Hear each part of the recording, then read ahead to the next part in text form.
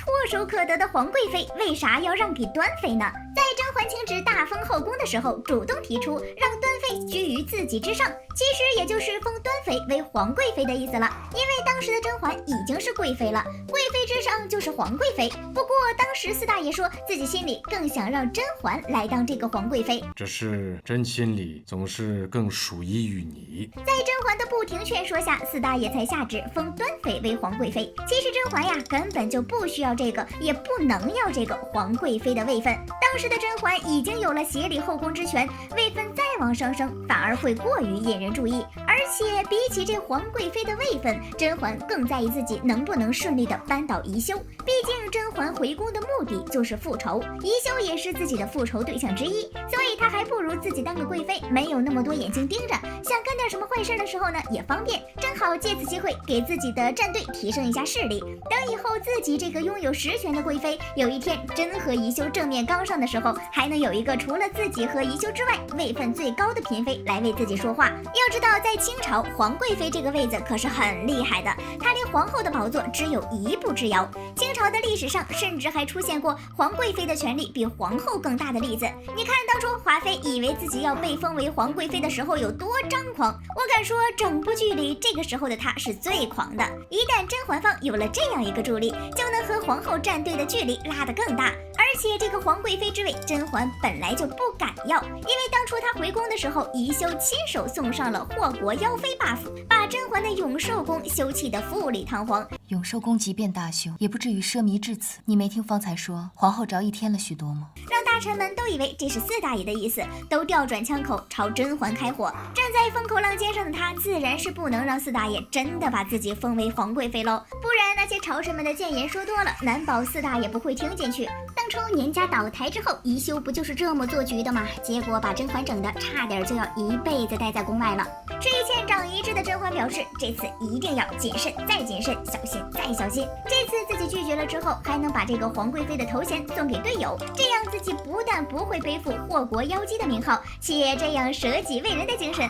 还能在四大爷面前留下一个好印象。一举多得的事情，我女主怎么可能会不干呢？甄嬛为啥要让端妃当皇贵妃？最重要的是，她既要笼络人心，还得在后宫立威，因为自己用不着这个名分，而且我们的皇帝有疑心病，根本没办法完全相信一个人。如果甄嬛真的要自己当皇贵妃，恐怕纯元故衣事件会再次上演，所以甄嬛选择了顺水推舟，拿这个皇贵妃的位置做人情。这样一来，端妃开心了，四大爷看着甄嬛宁愿自己原地踏步，也要让别人进封，这样不为名利的女人，她看着也很放心。反正甄嬛自己也不需要，就做个顺水人情又如何？而且当时端妃其实位分已经在贵妃上了，如果她不升职，那静妃也就没有办法升位分。只要她的位分一升，那么紧接着静妃就可以补上贵妃这个缺口。皇上也已经提了要把新贵人升为新嫔，这么一来，自己战队就可以全员升职，集体得到奖励之后，所有人都比以前更有干劲了。毕竟这个时候的四大爷年纪已经不小了，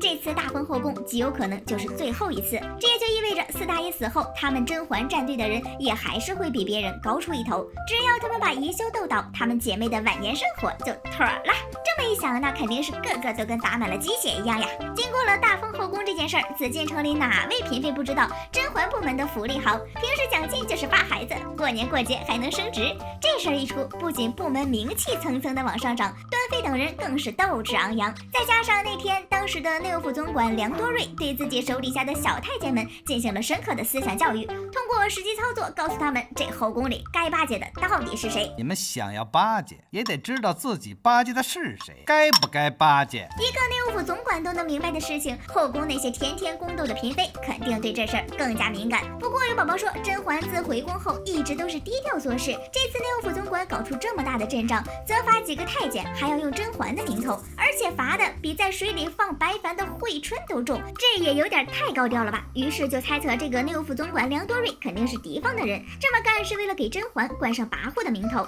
其实啊，梁多瑞不仅是甄嬛团队的一员，而且还是她的心腹。甄嬛这突如其来的高调就是她自己安排的，目的就是借此机会让所有人都知道皇后的打胎小队已经不行了，来维护自己甄嬛战队才是王道。其实就是在众人面前立威。大封后宫事件之后，甄嬛战队的成员更加忠心，后宫的其他人即便没有加入自己，也会因此产生敬畏之心，不会再来生事。甄嬛这番操作真是既笼络住了人心，又给自己除去了很多不必要的麻烦。《甄嬛传》大型双标现场，四大爷嘴上说着想让甄嬛当皇贵妃，但心里压根儿就不想。其实别看当时四大爷嘴上说着我是想让你当皇贵妃的，但他根本就不是这么想的。你看他拒绝甄嬛的时候说的全都是端妃适合这个位置，什么资历深呐，本来也当得呀，这话里根本就没有半分的不乐意。端妃进宫最久，皇贵妃这个位子本也当得。不过四大爷为啥非要说自己心里更属于甄嬛呢？难道他就不怕甄嬛欣然答应？事实就是不怕，因为四大爷的后宫除了之前的华妃娘娘在得知自己要进位分的时候不会委婉的拒绝一下，除了他之外，你看四大爷跟谁说进位分这个事儿的时候，人家不会委婉的拒绝一下？毕竟这样委婉的推辞是每一个嫔妃的必修功课，在金封时这个可是标准话术。不过推辞是推辞，皇上也不会因为这几句话就真的不给你进封。客套话嘛，人人都会说，这个话术又是满宫人都会说的，所以大家听一听也就过去了，没人会真的较真儿。除非皇上吃饱了闲着逗你玩，才会假装听不懂你的客套话。当初甄嬛被封贵妃的时候就推辞过，皇上若要给臣妾贵妃的名位，臣妾实时不敢承受。但四大爷还不是坚持要给他进封，而且还买一赠一，赠了个协理六宫之权。这个时候倒是搞得跟年终大促一样。反观甄嬛请求封端妃为皇贵妃的时候，四大爷刚说自己更属于甄嬛，他就开口婉拒了。但是这次他只是稍微说了两句，四大爷就真的改变了主意，合着他就是在等甄嬛婉拒，然后他再装作一脸勉为其难的样子，下旨封端妃为皇贵妃。哎，果然人生如戏，全靠演技呀！四大爷这一手以退为进，欲擒故纵，玩的可比后宫嫔妃都多了。不过甄嬛当时明明那么受宠，四大爷为啥不乐意让她当这个皇贵妃呢？我们站在他的角度来看，当时甄嬛有皇子有恩宠，难保不会有争储的心思。万一他想扶六阿哥上位，所以背地里把自己的其他孩子都整掉，那不就出大事了吗？且当时甄嬛和宜修形成的两派相对的局势，他们的宫斗已经进入了白热化阶段。